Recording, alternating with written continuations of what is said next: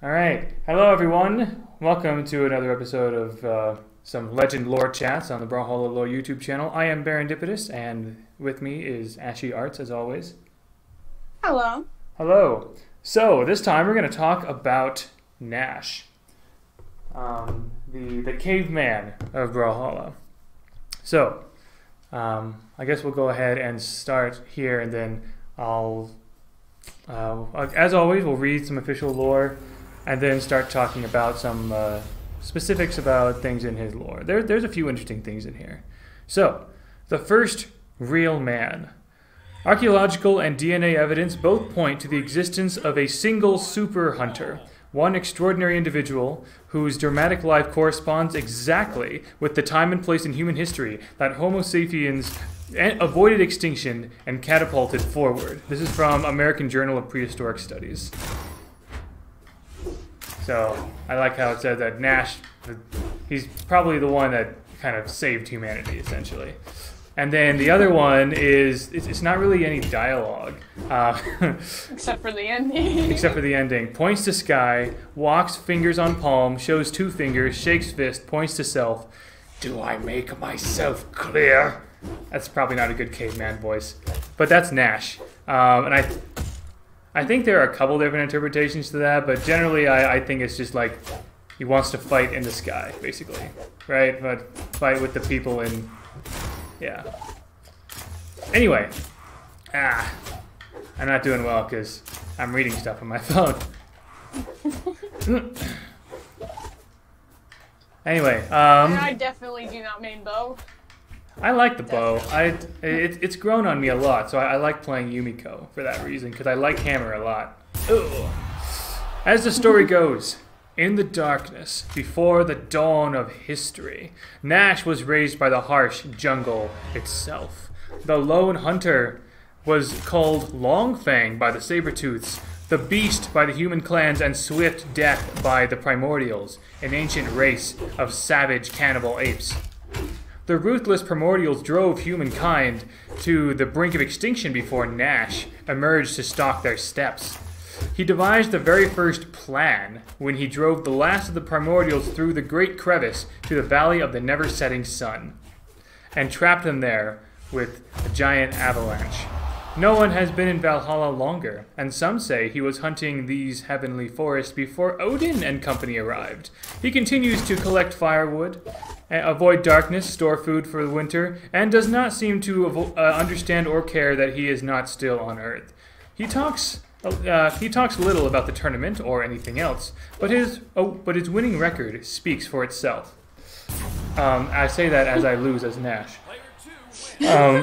Again, I'm reading lore here. I'm doing the important things. Oh, okay. But this seems like a good backdrop to all this lore stuff. Anyway, the only connection with other legends is that he believes that Orion is a magic rock monster. And that's about it. I mean, what can you expect? What can you expect from someone who doesn't know that he's not on Earth anymore? Exactly.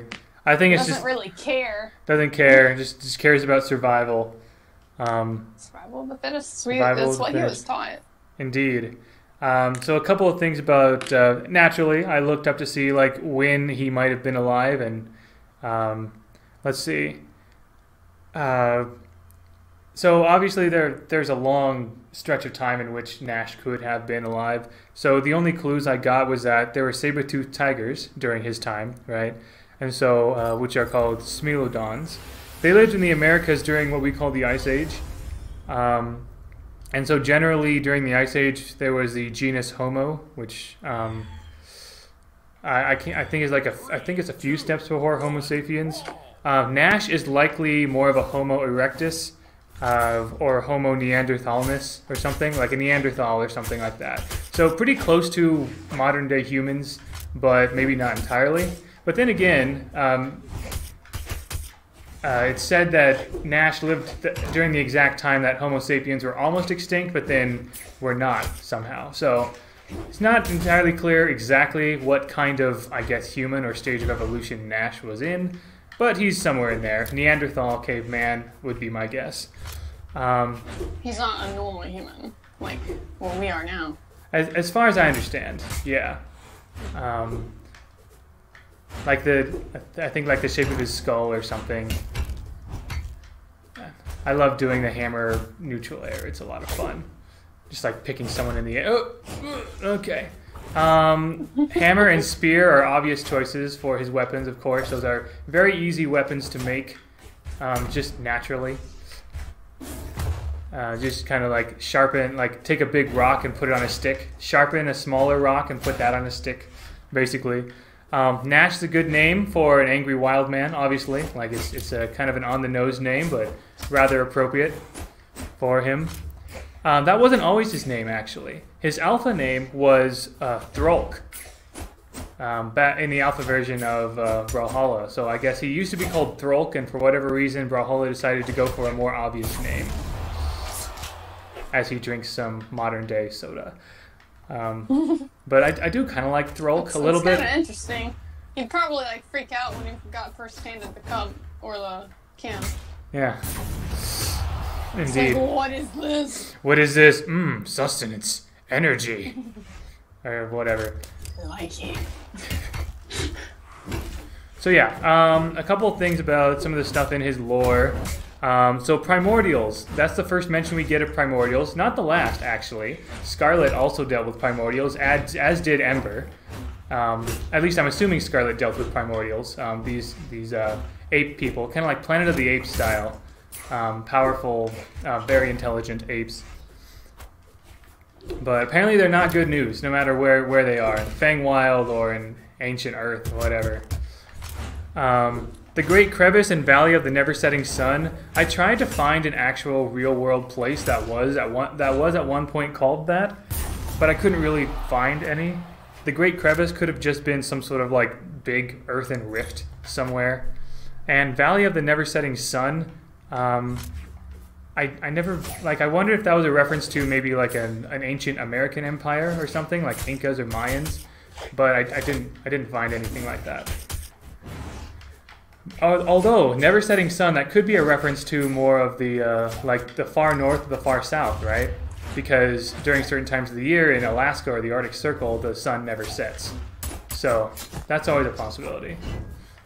But that's about it. It's very vague about where Gnash could have exactly lived or when he lived, but yeah, that's what I was able to find in my research about Gnash. But Ashley, you said that you thought that his lore was rather interesting. I'm curious as to what you thought was interesting about him. Because it explained. I don't really know why I said that in the end. I don't focus on certain legends and lores as much. Just this concept is interesting, I guess. Yeah. Because he's the only one who... Didn't it state something of him being the first legend in Brawlhalla? Yeah. Or somewhat of the sorts. Yeah, like he was there before, like they say, he was there before Odin and before Valhalla was even made, essentially. So he is definitely the first legend to ever arrive. That we know of in Valhalla, so first person really. So for whatever reason, somehow, when he died, he ended up in Asgard. I guess. I'm not sure how. Maybe he went to the Fangwild. Maybe somehow he wandered into the Fangwild and walked out or something. Because there wouldn't have been a Valkyrie to pick him up, right? Yeah, the Valkyries didn't even have a place to bring him. There weren't any Valkyries at the time, so. Yeah, I don't know, but I do. That's my favorite part about Gnash's lore, is that the fact that he is the very first one. We don't really have much of an idea of the order in which all these people came in. It's really skewed and wonky, but even if you try to go by timeline, there's like a Brawlhalla trailer that contradicts that. Like Bodvar comes into Valhalla after Sentinel and Sir Roland, for example. But we do know for certain Gnash was the first one. So I think we can do like one more match here, and this time I'll actually focus and try to win here. Try to win. Any... Well, you're lucky because I chose the legend that I don't like the weapons of. At least one of them. Scythe is decent. I'm not great with Scythe. I want to be because I like Fate a lot, but I'm decent in Lance, I think. I like Lance. I think Lance is a lot of fun. I feel like I can handle Lance, like going against Lance. I'm sorry, not Lance, but Scythe. I feel like I can handle Scythe. There was a time when I got so frustrated with all the strings, but then when I saw like the same strings over and over, it was fairly simple for me to predict what kinds of moves would be done. Okay, well, forget about winning. I don't care. Whatever. Hopefully, a little thing that I like. Does Gnash know every word of English or just some? Oh, that's what I'm curious about. Oh, every like, does he know English basically? Does he know English? Well, the whole thing where he was like making signals and then he said, "Do I make myself clear?" Like when you first read that, you assume that he can't really speak, right? Because that's a stereotype of Neanderthals and caveman. They don't speak; they just grunt. But then he just kind of like twists your expectations and says, "Do I make myself clear?" Yeah. Which is, I mean, that's mostly for comedic effect, I'm assuming. But I'd like to think that during his time in Brawlhalla, he would have learned a fair amount of English, I would imagine. Or whatever language they speak.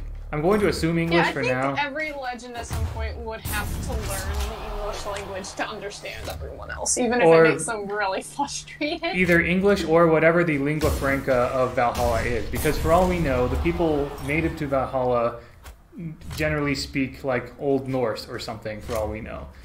So whatever that language is what everyone would have to eventually learn, which they have plenty of time to learn. They're basically immortal now. They can... Oh gosh. Okay. I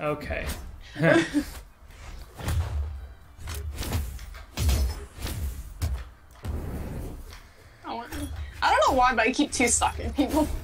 Keep what? I keep two-stocking people. Two-stocking?